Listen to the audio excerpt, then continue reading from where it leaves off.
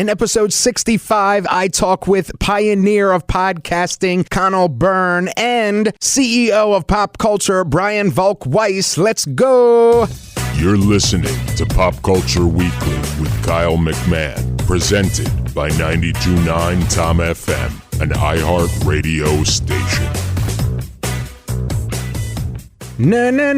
Hello, and welcome to episode 65 of Pop Culture Weekly. I cannot believe that I have been paid for 65 episodes, and thank you guys for sticking with me. Thank you for helping to make this show grow. You guys are the reason I do this. We all love pop culture. We love our movies and our streaming and our TV and our music, and and I love talking about it, and I love talking with you guys about it, and you allow me to do this, so thank you.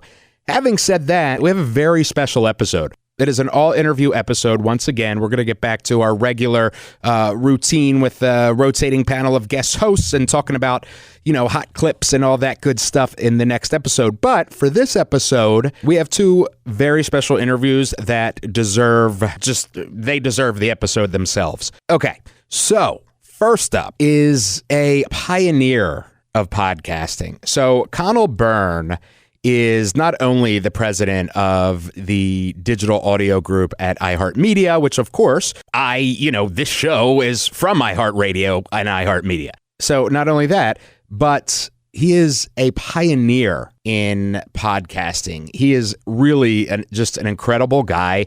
I really enjoyed talking with him. I hope that he comes on again and we talk more about the world of podcasts, So Conal originally came from Stuff Media, which of course is huge, how stuff works. And I mean, they're their own empire there, and that's where he came from. So Conal led the launch of the How Stuff Works podcast, a decade ago, maybe a little bit over. And he really, made it the central focus of the Stuff Media company smartly. Look how much podcasting has grown just in that short amount of time. Podcasting has become a new frontier. Anybody can have a show. I mean, look at me. And so many people listen, and Conal has been at the forefront of that since the beginning. Alrighty then. So, without further ado, let's get into my interview with Conal Byrne. Just here you go. I'm so excited for you to hear. Thank you so much for speaking with me today. Oh, man, thank you so much for having me. I love talking about this stuff. I could do it all day. Like you and I were joking there a few minutes ago before we started recording. We can't believe this is actually a job. Right. It feels like a dream job that we somehow get paid for, but let's not let the cat out of the bag. Exactly. So podcasting, obviously has been important to me throughout my life. And, I started listening when they were on like Apple Podcasts way back in the day. And now it is just undeniably huge medium. And it's a great way for storytellers, creators to have another outlet to express. There's so many unique attributes to podcasting and podcast listening that it is just a force in entertainment, in culture, really. Why do you think that has happened? There are two or three reasons. Number one, podcasts. I'll do the easy reason first. Podcasts are cheap, fast production budget wise. So as compared to other mediums, TV, film, this one is fast. Budgets come in under. People can move quick. The second thing is it's a medium where you get total creative freedom. Outside of it needing to be audio, everything else is up for a creator to define. The ad load, the runtime, the publication schedule, the format of the show, total creative freedom. And then the third one is you are suddenly getting audiences at scale. 100 million Americans a month now listen to a podcast. 100 million Americans, 1 out of 3 of us. If I'm a creator like Will Ferrell, Shonda Rhimes, Jason Blum, who runs Blumhouse Entertainment, those 3 things usually don't all happen at the same time. Fast and cheap budgets, total creative freedom, audiences at scale.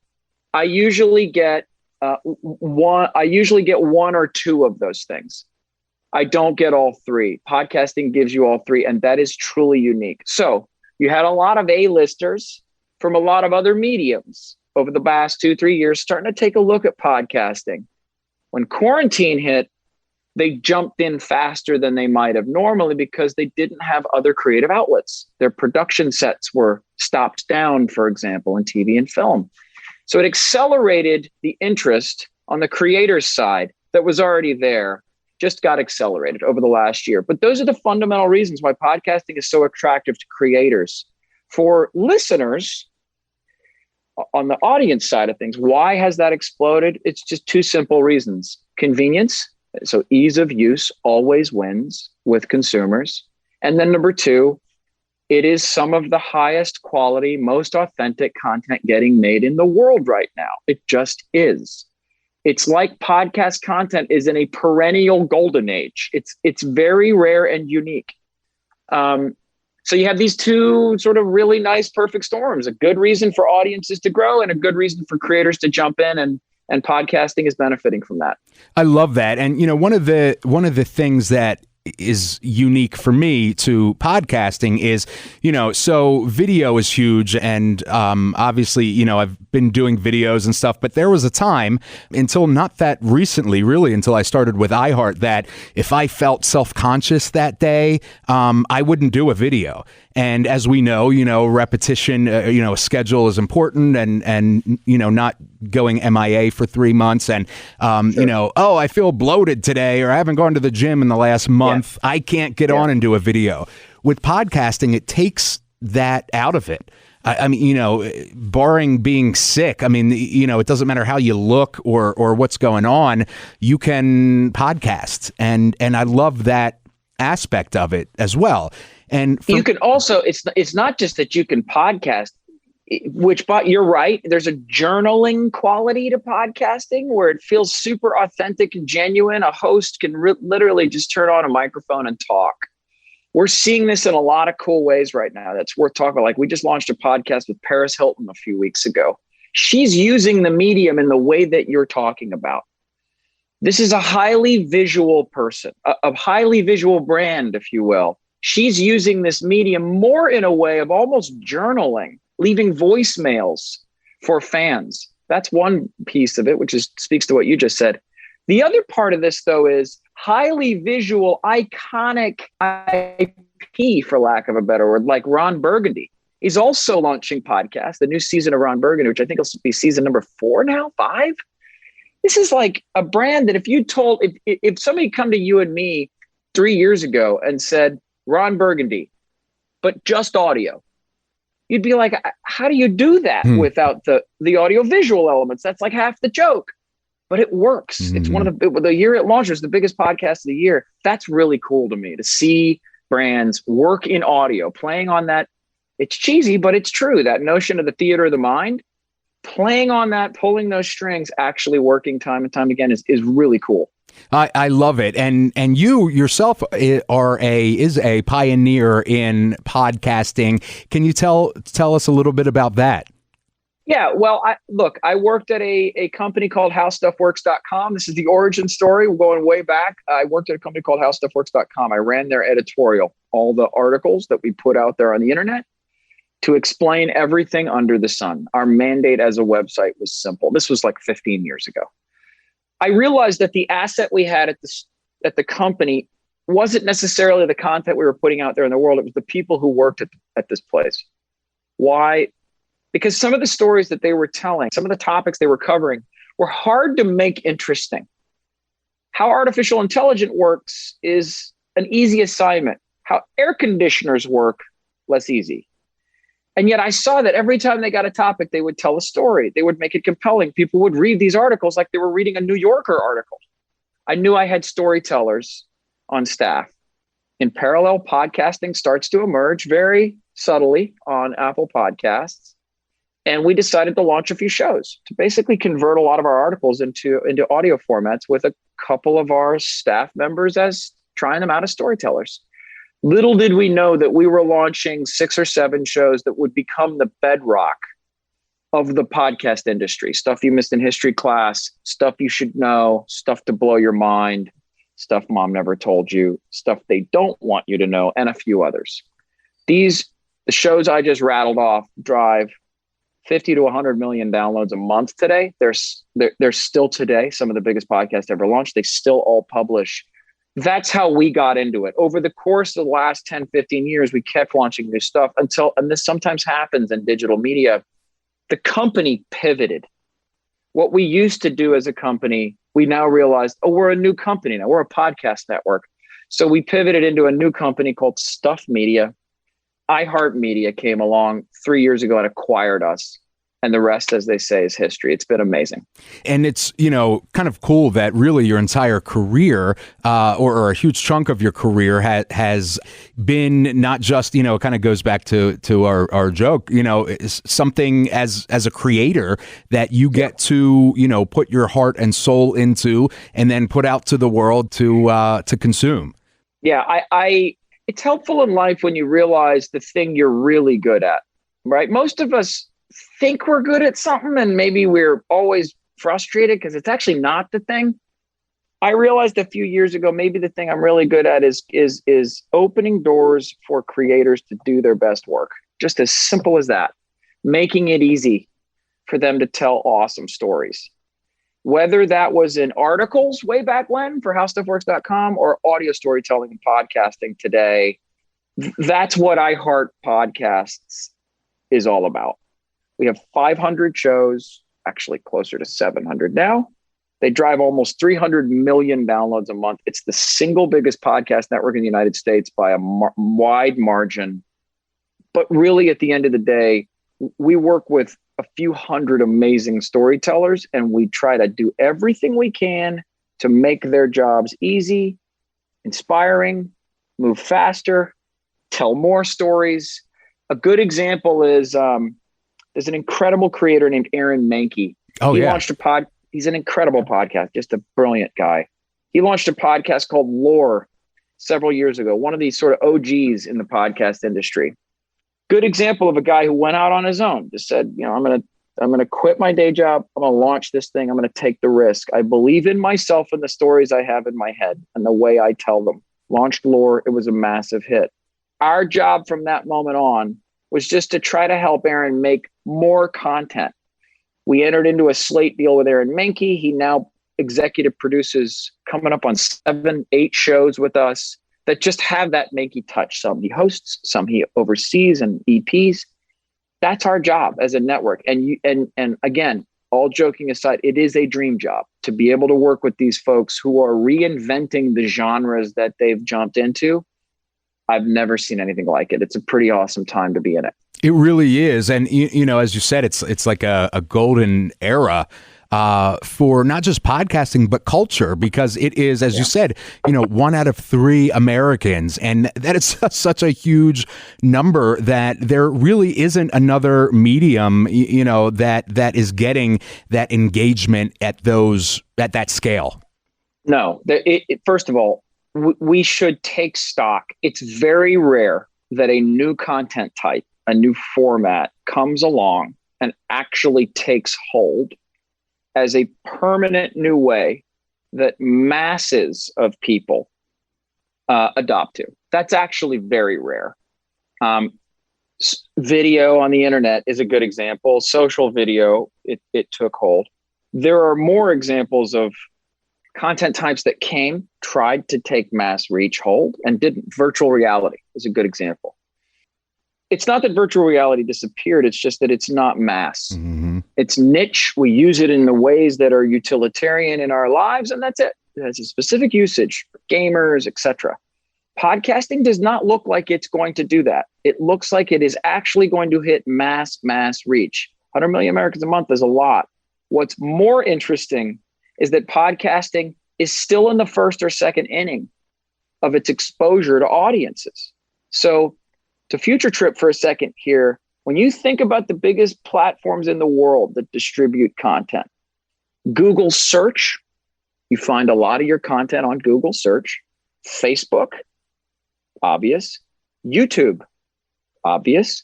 A bunch of the content that you and I get whether we want to or not, all day, every day is in those streams, those channels, those platforms.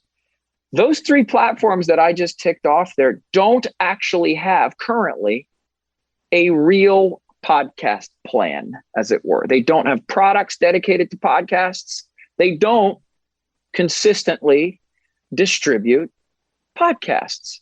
That's phenomenal that podcasts has been able to hit 100 million Americans a month outside of the biggest content distribution platforms that exist. So imagine what happens when Facebook comes along and says, wait, you've got this medium that has fan engagement like no other medium we've seen. Let's build an audio-centric product to house podcasts on our platform. Now you're talking about 200 million Americans a month. Now, more than that, you're talking about an international audience exploding. So not to get ahead of ourselves, it has scale now, and that is awesome. But that's why you see continued investment interest in the podcast industry, because you have smart analysts and investors that are like, this thing hasn't even got it started yet, and we're already at this scale. It's kind of impressive.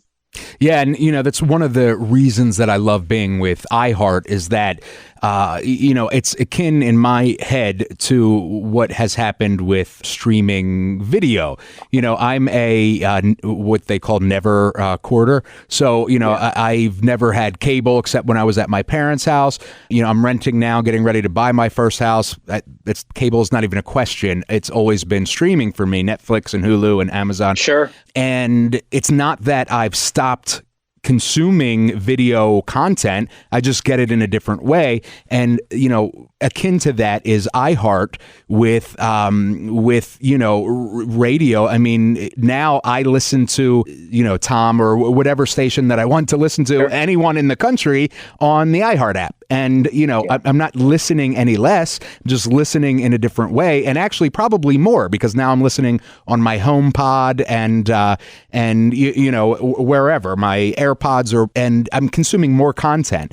And then, in the iHeart app, you not just have the radio options, but you have an entire library, limitless, essentially, library of podcasts and stories or news, and covering every kind of niche you could want. And I love, it's just very exciting to me. It's a totally unique product. Like you and I are believers in iHeartMedia. We work here. We love it. But objectively, standing outside of that for a second, it's a totally unique product. There is no other mass reach or scale app that allows you to consume in one-stop shop fashion all of the greatest audio content you might want in your life. All the greatest audio talent in live radio. Whether you're in LA or out of LA, you will get the greatest stations in LA that iHeartRadio powers by the people you like, trust, that you feel like are your companions on broadcast radio, your friends. That's in the app. You'll also get artist radio if you want to customize it to your own needs because you like Taylor Swift or 21 Savage or whatever. That's okay too. You will also have access to 500,000 podcasts that are out there all in one app. It's the only app I know that truly treats all of the formats that make up audio today all in one-stop shop at your fingertips. I don't know another app that does that. There are apps that do podcasts. Mm-hmm. There are apps that do streaming. There are other apps that do radio. I don't know an app that's like, this is all just great audio storytelling. If you love audio and want to be part of the audio revolution, explosion really, that's happening right now, that does make it pretty cool. And you are limited on time. So to wrap up, what is your prediction for the future of podcasting? I think today you have a medium that is 100 million Americans a month. I think you'll have a medium at 200 million Americans a month in 3 or 4 years at the most, because of what we said. You have whole distribution platforms that are waking up to the incredibly high engagement of podcast listeners. I think you'll see cool new genres rise in podcasting: fiction, travel, food. I think you'll see cool new technologies, ways that people make shows. We announced sub brand, if you will, or brand called iHeart 3D Audio. Yes. About a month ago. It's a good example of like, look, we're just getting started. 3D audio, or binaural audio, as it's sometimes called, is talk about VR. It's sort of like VR for the ears. It's a truly immersive, cool new way to tell stories. So you'll see a few different technologies like that push podcasting a little further. The good news is we're in the right place here. iHeartMedia is truly at the forefront of everything I just listed off there. We're doing it first, pushing it further with the best storytellers in the world. So it'll be as cool as the last 10 or 15 years have been in this medium, and they've been really, really freaking cool. I think the next 1-2 years is gonna reinvent it all again. It's gonna be cool. Awesome. Conal, thank you so much for your time. I really, really appreciate it. I could talk to you forever about this medium, and hopefully you'll come back and we can have a conversation on the next chapters of podcasting. I would love to, man. I really appreciate the time.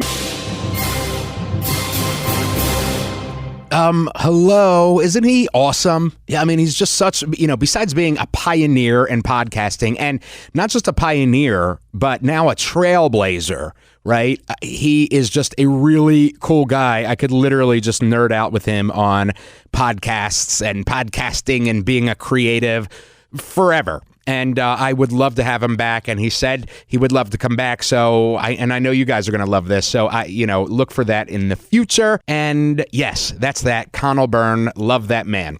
Okay. Next up is we go from the pioneer and trailblazer of podcasting to the CEO of pop culture. That's right. Brian Volk-Weiss is back to talk about all kinds of good pop culture stuff. I had such a great time talking with him last time, and I wanted to talk to him more about pop culture. I mean, he's such a pop culture fan. He is obviously the CEO of the Nacelle company and Comedy Dynamics. The Nacelle company is, a multimedia company that they develop, produce, distribute feature films, documentaries, TV shows, scripted and unscripted, and a lot of them have to do with pop culture. So the movies that made us, the holiday movies that made us, a toy store near you, video game box art. I mean, it just goes on and on. Oh, I can't remember one of my favorites, which is Down to Earth with Zac Efron. I freaking love that series on Netflix. So in any event, here I am nerding out already. Let's talk with Brian Volk-Weiss. All right, so returning once again to Pop Culture Weekly on iHeartRadio, Brian Volk-Weiss, thank you so much for joining me once again, and I'm really excited to talk to you. Thank you for having me back. I do not take that for granted. I had a great time last time. Yeah, I mean, it's, you and I are extremely similar in our love for pop culture, and so it's awesome. So what are you working on right now that you can tell us about? It's funny, man. Like, we're working on so much stuff that I can't, we're working on stuff. We have 2 shows in particular right now that I can't believe they're real. And I've had that feeling before when stuff gets greenlit. I've never had that feeling 6 months or a year later. So for example, we're doing a show right now for History Channel. It's in theory, if we do our jobs right, it's the deepest dive ever for a documentary into Star Trek. Awesome. So we're doing 10 episodes, deep dive, and that comes out in September. So yesterday we interviewed, Walter Koenig, Chekhov. The day before that we had the Okudas who did all the signage and everything for 25 years of Star Trek. Kate Mulgrew in a couple weeks. It's bonkers. Yeah. And then, we have this other show coming out in a couple months called Behind the Attraction, which is this deep dive into the attractions, also known as rides, at the Disney parks. And, we're in production and post-production on movies that made us, a toy store near you, a couple of things I can't talk about, but it's quite surreal. That's awesome. And I believe, is it The Rock that's doing behind the attractions? Yes. I can truthfully tell you we are partnered with The Rock. That's awesome. Yeah, I'm really looking forward to that. I'm a big Disney fan. I mean, how can you not be as a pop culture lover? And the attractions are just unlike anything else. I mean, you're in, a total experience, and I'm really excited to check that out. When's that coming? I don't think I'm allowed to say the date, but it's this year. Okay. Awesome. I can guarantee you it'll be this year. Awesome. And that'll be on Disney Plus? Yes. Cool. Yes. So what have you been enjoying, pop culture wise in quarantine? Let's see. What I'm trying to what have I watched? I'm just going through my head, what have I been watching lately? Dude, have you seen this new Netflix Transformers show? It's called Earthrise or Transformers Earthrise or something. No, is it good? Dude, it's fantastic. Really? Yeah. Sometimes I wake up too early. It's 5 a.m. on a Saturday or Sunday. And I'll just turn something on to help me fall back asleep.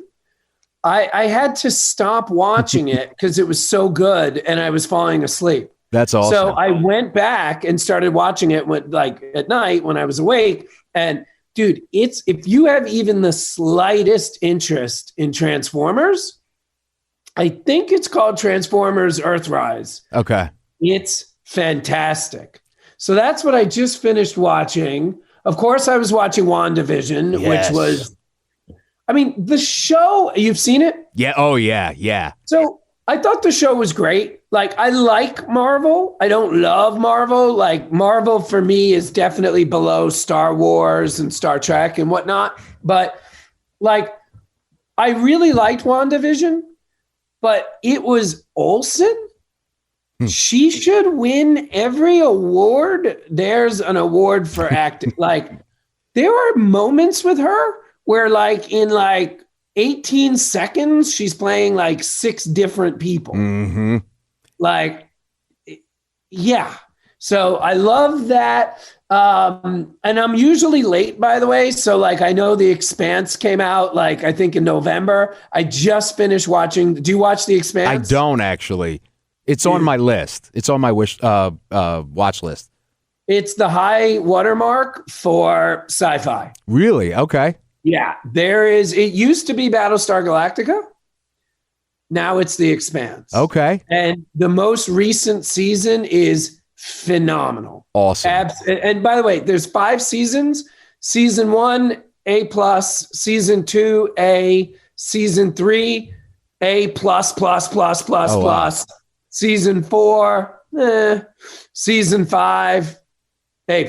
Awesome. It's fantastic. Yeah. So that's what I've been watching. I'll have to dive into that, start that this weekend. I've been, I of course watched WandaVision, which Marvel is probably, so I'd say the X-Files, Marvel, and Harry Potter are kind of my 3 huge fandoms. I'm a huge Star Wars fan, but gosh, now I don't know how I would rank those, but WandaVision, I watched Disney had sent me the first 2 episodes or first 3 episodes, I think. And I watched it, and they had asked me to do a review of it.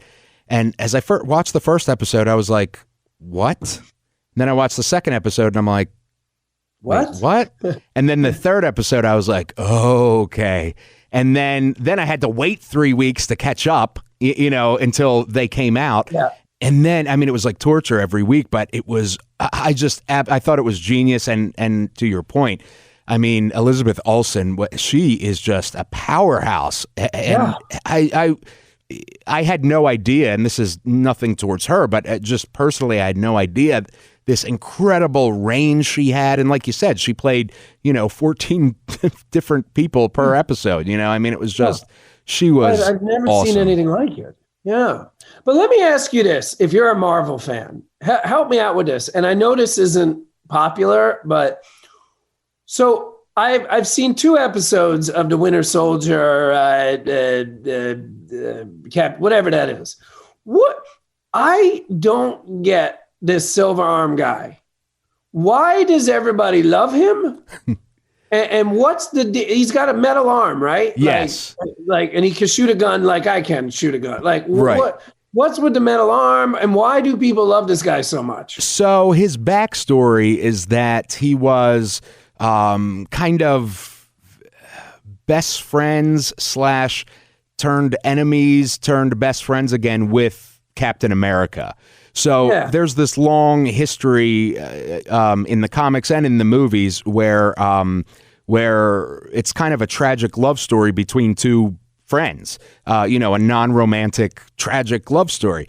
And, it's in battle that he like loses his arm or something. And really his skills are his kind of, I don't want to say marksmanship, he's a soldier, he's a super soldier essentially. Yeah. And he, I think for me anyway, I am endeared to him because of his history with Cap and how, he goes through this whole arc throughout multiple stories and decades in the comics where at the end of the day, his love for his best friend turns him, and so it's kind of a beautiful story in that way.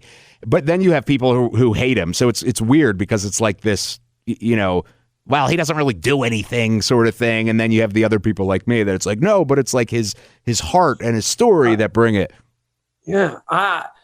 The way you explained it, I get it for the first time. Like it's about their relationship. Right. But like I'm watching the first episode and like if I was hooked up to like a creative like EKG machine, anytime it was Captain America, it was like very happy, very happy, very happy. And anytime it cut to him, I'm like, who is this guy? Like, why? Like, go away! Like, you got a metal arm. Like, and I keep watching. Like in the movies, I'm like, that guy can fly, shoot lasers, and he's bulletproof. And you have a metal arm, and you're going head to head with it, like toe to toe with it. Like, right? I don't get it. But now okay. It's about the friendship. Exactly. Okay. It really is. Yeah, and I'm enjoying Winter Soldier. I mean, I think Winter Soldier or Falcon and Winter Soldier for me is more kind of classic Marvel. At least 2 episodes in, I haven't watched the episode that came out today yet, but I feel like Marvel gets a lot of flack for being the same a lot, and I think I don't believe that, but I'm not a crazy Marvel guy. Like I'm like when it comes to Star Wars and Star Trek, don't trust my opinion. I'm too biased. Right. But with Marvel, you can trust me because I'm not a crazy, like when I saw Thor, I didn't know anything about Thor till the movie. When I saw Iron Man, like that's how I'm learning about Marvel is with the movies. Right. So like I'm amazed with how like what they did with Thor 3. Yeah. Nobody does that. Yep. Like, no, Guardians of the Galaxy. Yeah. Like, and Marvel did something to the best of my knowledge, I'm not aware of any other brand doing, of course, except for Star Wars, but anything they'll do, I'll watch. Mm-hmm. And the reason for that is it was Guardians of the Galaxy. Because to say that I had no desire to see that movie would be an understatement. I basically got dragged to it. I saw it 3 times in the theaters. I mean, I could probably verbatim repeat back to you a quarter of the script. Right. Like, so I agree with you, and I disagree with people WandaVision's probably the most creative show since the pilot of Game of Thrones. Yeah. Yeah, I mean, and that's how I feel. And it's funny, actually, that you mention Guardians, because I saw that in the theater. And when I saw it, I imagined, as I'm watching it, because I'm just kind of in awe as I'm watching it, and I imagine that that's what people felt like when they saw Star Wars in the theaters originally. Yes. Yeah. Dude, my wife had just had our second kid. And so there's like a zone after a woman gives birth, that's about 3 to 4 months where, and I mean, again, even though you don't have kids, I know this is kind of a no-brainer, but it's like, it's intense. Right. And you got to like support your wife, but like sometimes the support is like, get her stuff. Mm-hmm. Sometimes the support is stay out of the way. Right. And I'll never forget this. I was heading home and I got a call and I pulled over on Vermont, and I'm literally on Vermont on a call because I didn't want to go home and wake up my wife. So I'm on the call and I get a text from my wife saying, going to sleep, please be very quiet. Well, I'll tell you what that means 2 months after your wife has a kid. That means sleep in the garage. Like, don't come in. Like, if you wake me, I'm going to chop your head off. Right. So I'm like, okay, I got the text. As I'm on the call, I notice I'm in front of the movie theater, on Vermont. It's like on Vermont and like, I don't know, Santa Monica, right near Fred 62's. Yeah. It was playing Guardians of the Galaxy. I'd already seen it twice at this point. I'm thinking of my wife's text, and I just Google, I see the times. I literally went to an 11:30 p.m. showing because A, I didn't want to wake my wife, and B, and I the only other time I've had this was with Fury Road. I was like, I may never see this in the theaters again. Mm-hmm. So I saw it a third time. A film I had no desire to ever watch. Yeah, it's incredible. And then, like you said, Thor Ragnarok. I had just done a tour, music tour with this group called LFO, and we ended in Orlando, which is where they are from. So I was just hanging out in Orlando for a few days afterwards, and I went to Disney Springs. And I had been unable to see the premiere, see it the day it came out, Thor Ragnarok, because I was on tour. And I've seen every other Marvel movie like at midnight or whatever that first show is. So that first day off after we got back, I went to Disney Springs and watched it. And I got that same feeling again, like this is just, I'm in another world. I feel like it's fresh and like I've never experienced all of these things at them. It's like what movies for me are made to do, Yeah. No, it's exactly that. And again, I'm not a Thor guy. I'm not a Marvel guy. What's her name? Valkyrie? Valkyrie, yep. Mm-hmm. I'd never heard of her in my life. I'm like, this is not my favorite character. Right. Like, I'm like, who is this? Like, yeah. I mean, and that's what Marvel, from my point of view, as a non-crazy Marvel guy, like I'm kind of new to the party. I'm like, every movie is like the eighth lead is like my favorite character out of nowhere. I'm like, who is that? Yeah. And that's again going back to the metal arm. Like, right. How does this guy keep getting like above the title billing? Right. Like, what's her name? With the antlers, not antlers. In Thor Ragnarok. Yeah. No. And she's in Guardians of the Galaxy 2. Where's a green Mantis. Costume? Mantis. Yes. I'm like, forget about the metal arm. Yeah. Get Mantis. like this metal arm guy. My friend Sean loves Winter Soldier. And I'm like, Sean, same thing I said to you. Like, what's the he's got a metal arm, like right. Colossus, all metal. Right. Like, why don't you love Colossus? Anyway. Yeah, and that's that's why I never get that criticism about Marvel, because I'm like, I don't know if you've ever seen Captain America Winter Soldier. But, I've seen every Marvel movie. Yeah, so like the Captain America Winter Soldier is like a spy thriller, and then Guardians is like a space kind of opera sort of, and I feel like each of them have their own niche or whatever within film, and I love it. And then then WandaVision comes on, and I'm like, what the hell is this? It's genius. Yeah. So I'm all in, and it would take a lot for me to not be. I mean, they just, it's a day and date for me every single time. And actually, Oh, I'm sorry. Or go ahead. No. You go. Go ahead. I'm really looking forward to Black Widow, which of course has been delayed, multiple times now. The two movies I'm the most excited about, Black Widow and Dune. I'm nervous about Dune. Very nervous, but because that's a real hard topic to get right, to put it mildly.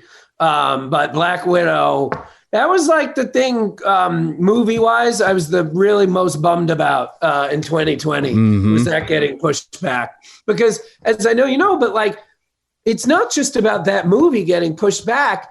The movie has to come out, be a success to make sure all those characters keep moving along. Right. So like that means everything could be delayed. So, but yeah, those are the two films cannot get here quick enough. Yeah, I'm really looking forward to it. And did you happen to see Godzilla vs. Kong yet?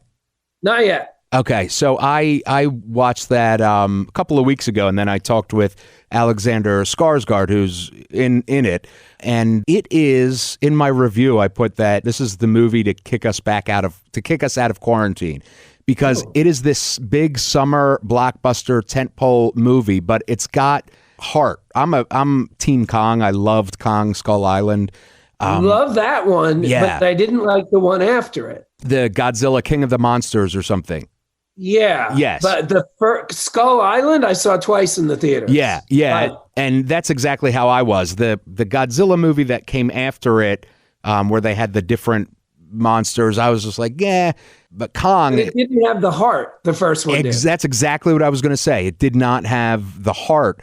And so Godzilla vs. Kong kind of brings the heart of Kong to the movie.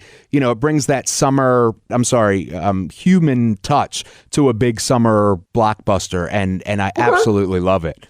Now, I have HBO Max. Does that mean I can watch it tomorrow? Yes. Yep. Okay. Yeah. So I'll watch it tomorrow morning. Yeah. Great. Yeah, it's great. Ghostbusters Afterlife. What are you thinking about this? No way to know until after we see it. I will tell you this, and again, people are going to think I'm smoking crack. I loved the Ghostbusters. I don't know what you call it, but the one that came out 5 years ago. So did I. Yep. Loved it. There was only one thing wrong with that movie, and that was the marketing and the trailer. Mm-hmm. If that movie had been marketed, and by the way, I would make this argument about the newest Terminator film. Did you see it? Yes. Yep. Both of the movies have this in common. It's a movie that's a regular movie that happens to star women. It's not some woke, right? Like it's just a movie. Yep. Like with Terminator, it's like it's a Terminator movie, except instead of one dude, it's three women and one dude. Like that was it. Right. But when you watch the trailer, you're like, I just want to see the Terminator shooting stuff. Right. I don't want a civics lesson. Right. And that was the same thing with that Ghostbusters movie. Yep. Where like I had no desire to see it. And I'll never forget my friend. It was like out for a month. And a friend of mine who knows my taste, she was like, dude, you got to see this. It was fantastic. Mm-hmm. So, but the trailer was horrible. It was. So I will refrain. But I mean, if we're talking trailers and movies, the Dune trailer made me very nervous too. So I will refrain from my opinion. Such am I a fan of the of the especially the first one. Yeah. I'm really, really looking forward to it because it gives me like a vibe, like a I don't want to say throwback vibe, but it gives me a feeling watching that trailer and seeing the car and like the mist and all, like it I don't know, it does something to me where I'm like, ooh, you know what I mean?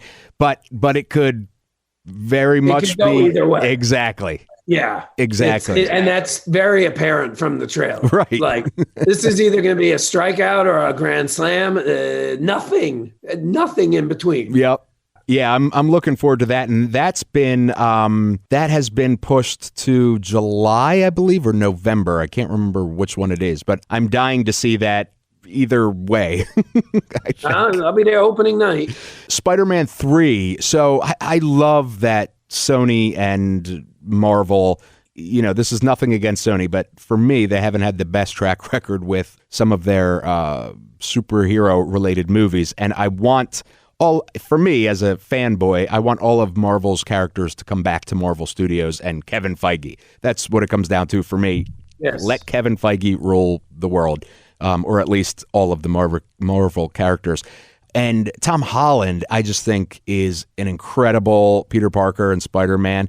And so I loved the first movie, like one of my favorites ever. The second one I really enjoyed, but the third one I feel like I'm getting those first film vibes from again. Again, it's way too early to actually say this, but I'm just getting those vibes. So I'm really, really looking forward to that too, which is, due again this year. And I'm curious how it will all tie in with, there's rumors that that Doctor Strange, which was an incredible movie, Doctor Strange is involved and Wanda is supposed to be involved somehow, which we see at the end of WandaVision. So I'm curious how they will tie all of this together and move the story forward. Listen, unlike Winter Soldier, I'm glad I finally know. I'm not calling him the Silver Arm guy anymore. I finally have his name down. Similar but different. I've always understood why people like Spider-Man. I've never been a fan. Like, I don't even understand why people like the Winter Soldier. Right. But Spider-Man, I get it. He flies, he shoots webs, he's fun.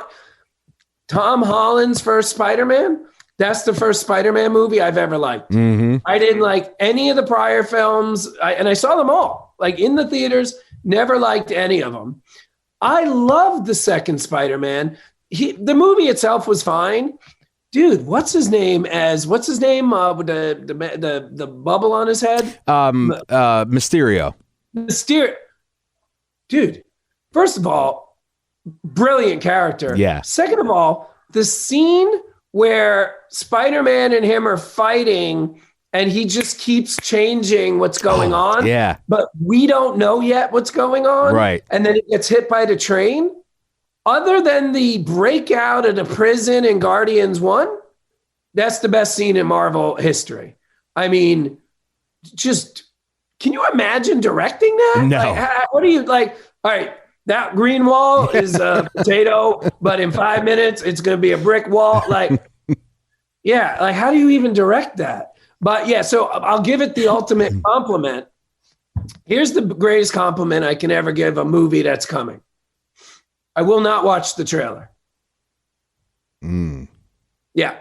I sometimes will walk out of theaters, like because I don't even want to hear, like Dunkirk would literally run out of the theater if the Dunkirk trailer would start to come on. So that's how excited I am about the new Spider-Man. But we're not talking Batman. What about Batman? Batman, I am a huge Batman fan. Me too. Huge like Batman that's fan.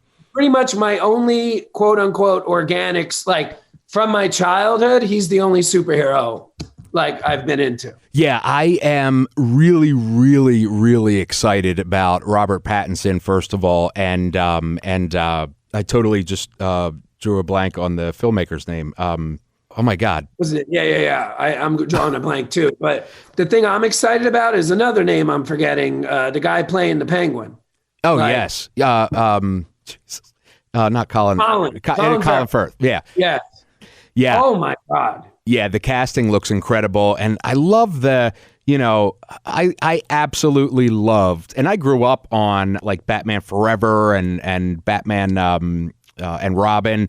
Those two movies in particular, and they have, I love them because of the nostalgia for me. But as somebody a little bit older, my real first like film love for Batman was, of course, the Nolan trilogy, which was absolutely brilliant. And I loved how he didn't make it campy. He made it, rooted in the real world as much as possible. But it looks like this is even going further. And I really, really, really am intrigued by that and cannot wait for it. No, it feels like year one, Batman year one. Yeah, and that's what it looked like to me. Yeah, yeah, I'm super stoked. And actually, speaking of trailers, I kind of did the same thing when they did the first teaser for this. And this is actually a broader point, I feel like, and I'm curious from your end especially, I feel like trailers today give away way too much of the film. Yeah. I was watching trailers from I forget what it was, but it was like some 80s movie or something, and the trailer was just a scene from the movie, essentially, and then they throw the title up and stuff, and I'm like, that's the way it should be. Like, I don't know, this character is in a burning house, guess what? Because now I know this character is going to be in a burning house. Like, how do you feel, particularly on your side of the It's everything. I mean, it's absolutely everything. Going back to the Ghostbusters from 5 or 6 years ago, whenever that was, that scene where, if you remember, what's her name? Wig visits them in the lab, and they have that machine, and you find out at the end of the scene she was just doing fart sounds. Right. That was the scene where I'm like, this should have just been the trailer. Mm-hmm. Like, just take this scene, put the green card on front, put the coming soon after it. That's the trailer. By the way, another great example is Social Network. First trailer comes out. It's like, I know it's about Facebook, but I don't even know what the hell this is about. Second one comes out. That's the famous trailer they did where they did like the orchestral version or the choir version of Creep. Yes. Yep. But they don't show the movie. Right. Literally 80% of the trailer is a pullout of like a screen where you're just seeing people's profile picture. And then it shows the thing where he smashes the laptop, like in the scene in the fight at the end. That's it. Yeah. That should be the trailer. And then for some reason, about 10 years ago, it's like, what's a great trailer? Show the end of the movie. Yeah. And I'm like, that is not a great trailer. Yep. That's the opposite. That's a doctor killing a patient. That's a pilot flying a plane into a mountain on purpose. Like, that's the opposite of what the trailer should be doing. But here's the weird thing. It bothers you. It bothers me. It bothers everybody, but it doesn't seem to hurt box office. Right. So it's like, it's just weird. Like, everybody complained, why doesn't MTV play music videos? Well, maybe because their ratings keep going up, right, and they're not playing music videos. Right, because I'm addicted to Jersey Shore. Yeah. So it's one of those things where it's like everybody agrees with us, but no one seems to care. So yeah, I do it for the record. I agree with you. Yeah, and it's frustrating. So I'm a huge horror buff, and it's especially frustrating for me with horror film because some of these scenes blatantly are spoilers. I mean, blatantly spoil the movie. And so what I've started doing with all trailers, if it's something I've never heard of before or whatever, and I'm seeing this trailer for the first time, the second that I realize I want to watch it, I want to see the movie, I stop watching the trailer because I don't want to know anything else. You've already hooked me. If it was in the first 10 seconds, you've already got me. I don't want to know any more about it until I'm in that, hopefully cavernous, dark room with popcorn, But by the way, to your point, to your point, 11 years ago, man, I'm sitting in a theater and it was a big movie. Actually, to be honest with you, I could be wrong about this. I think it may have been Crystal Skull, Indiana Jones. But I could be wrong about that. I'm there. It's opening night. I'm there with my buddies and the trailers are going and there's some little kid and he's like getting in the car and I'm like, oh, I could check my email. I'm sitting there, I'm on my phone, I'm checking my email, checking Facebook, whatever, the trailer's going on. My buddy Bobby's sitting right next to me. Do you know Bobby Kelly, the comic? Yes, Kelly? yeah. Dude, Robert Kelly's sitting right next to me. Big guy. Yeah. Big guy, not very, very muscular. I'm sitting there, I'm not paying attention, and I can hear the little kid, he's getting pulled over by a cop, like whatever, and all of a sudden I hear the cop go, "What is your name, sir?" And the kid, you know where I'm going with this? Yep. The kid yells, "James Tiberius Kirk." Dude, I can't curse, right? Oh, no, it doesn't matter. Oh, really? Oh, I've been biting my tongue this whole time. I thought this was radio. Dude, I fucking punched Robert Kelly so hard in his shoulder, completely involuntarily. I was like, he's like, dude. And I'm like, dude, I'm sorry. But it's exactly what you said. Mm-hmm. It was one scene. And they didn't show a starship. They didn't show a star. They didn't show outer space. And that was all I needed. Yep. Yeah. So to your point, like, stop showing the ending and the plot twist. Yeah. Yeah. And what's funny is I was never a Star Wars person, and it was actually that trailer, ironically, that got me to go see it. And so that was my first Star Wars movie. And, I saw this trailer that had nothing to do with, I'm saying Star Wars, Star Trek. It had nothing to do with it at all. What I would have imagined a Star Trek trailer to be. Yeah. And it got me hooked. And then, now I'm a big fan of all three movies. So it's that creativity that hooked me into it. It's the power of the story and, what you're doing with those 2.5 minutes or whatever. And I went and saw it. Now, if I had seen a traditional Star Trek trailer, I probably wouldn't have gone and seen the movie because I'm like, I've seen this all before and blah, blah, blah, blah, blah. And I had never realized that Star Trek had so much heart and smarts, I'm trying to say smarts, and I'm trying to think of a better word for it, and I'm apparently not smart enough to think of that word. Well, but heart and brain, if you will. That it's pathos. That's the word. There you go. All AP English on you, but it's pathos. That's what it is. And I never knew that about Star Trek, and it was that trailer that I was kind of like, wait a second. So this isn't just about these, guys in space with ears. Yeah, and tasers or whatever, stun things. And that got me into those movies. It's a shame that it's very rare that that's happening in film or TV today. It's funny. It's a shame maybe, but it's so funny. One of my favorite movies is A League of Their Own. Yes. And there's a great line in the film where Gina Davis, if you remember, is trying to quit. And Tom Hanks said, she goes, "It just got to be too hard." And Tom Hanks says this great line where he says, "It's supposed to be hard. It needs to be hard. If it wasn't hard, everybody would be doing it." And whatever JJ got paid for the first Star Trek, and I know what I'm about to say is controversial, but his first Star Wars movie, he didn't get paid enough. And I'll tell you what I mean by that. There was a girl I worked with, and she comes up to me one day and she goes, "Hey, a friend of mine works in PR at Paramount. I can get you in to see the new Star Trek movie this week." This was 3 months before it came out. And I know you get to do that all the time. I don't. So, and she reported to me. This was someone who, was on my staff. So we go to the screen. It's at the Paramount, the big theater. We're about 5 minutes into the movie. If you remember, it starts with the ship getting destroyed and his pregnant wife getting out and everything. Dude, I'm bawling. And I suddenly realized I'm sitting next to this very young girl who reports to me, and I'm like, I'm so embarrassed. She didn't care about Star Trek at all, at all. She had to be there, though, to get me in. Right.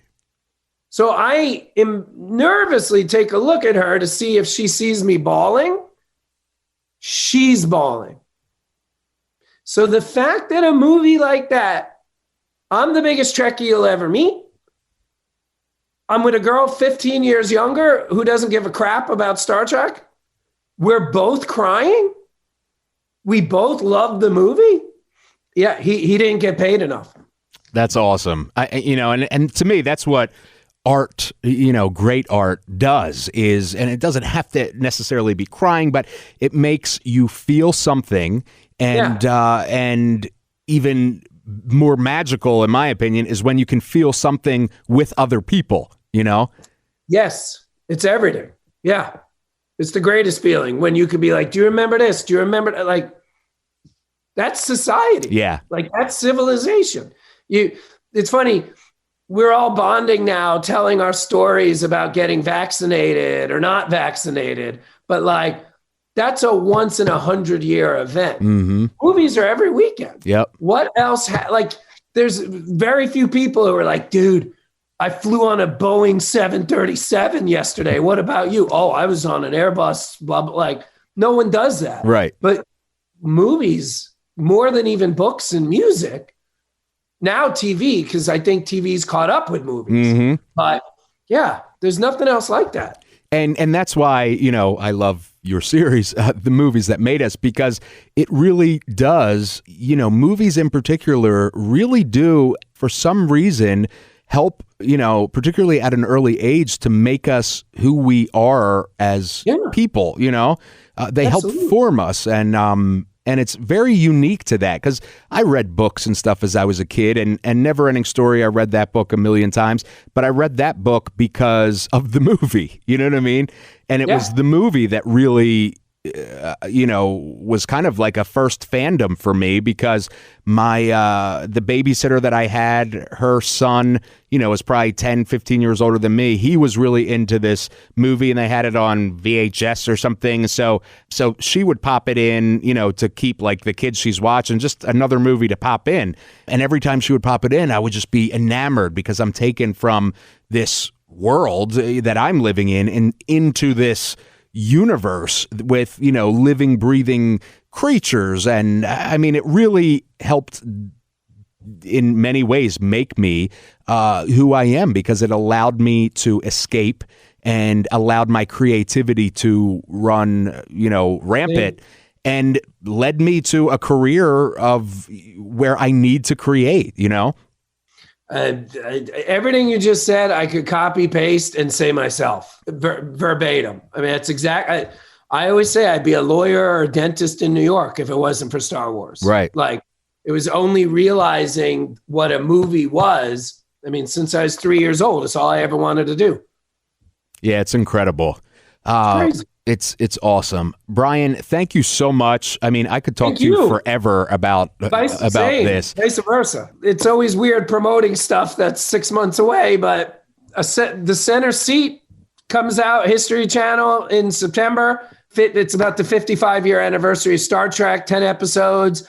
A Toy Store Near You, season 3, comes out on Amazon June 23rd. And then Behind the Attraction also this summer. So awesome. And where get psyched, but I still am a couple months away. But where can we follow all that you're working on? My answer to that is Instagram. I love Instagram. I try and post anytime I have anything that I think is interesting. I don't know if other people would agree with that, but and then, we have a website, we have all that stuff, but yeah, social media, probably good. That's probably a safe, short answer. Awesome. So, and we'll have all of the links for the Nacelle Company and you in the description, and of course in all the blog posts and all that. Thank you so much, Brian. You are a pleasure to talk to. Thank you very much. This was fun. Always a pleasure with Brian. He's just got the juices flowing out of him. That sounds really weird. I mean, he's got the creativity juice. He's just such a creative guy. Is what I'm trying to say, you pervs. In any event, yes, all the links for Conal and Brian and Nacelle are all in the show notes. And this was a great episode. I'm really, really, really happy with it. I'm really, really happy with this episode. Oh my goodness. It's time for me to go, guys. I love you. I'll see you next week for Pop Culture Weekly. Bye-bye. You're listening to Pop Culture Weekly with Kyle McMahon, presented by 92.9 Tom FM, an iHeart radio station. I couldn't even get nothing out of my mouth. Did you hear that closing? It was awful.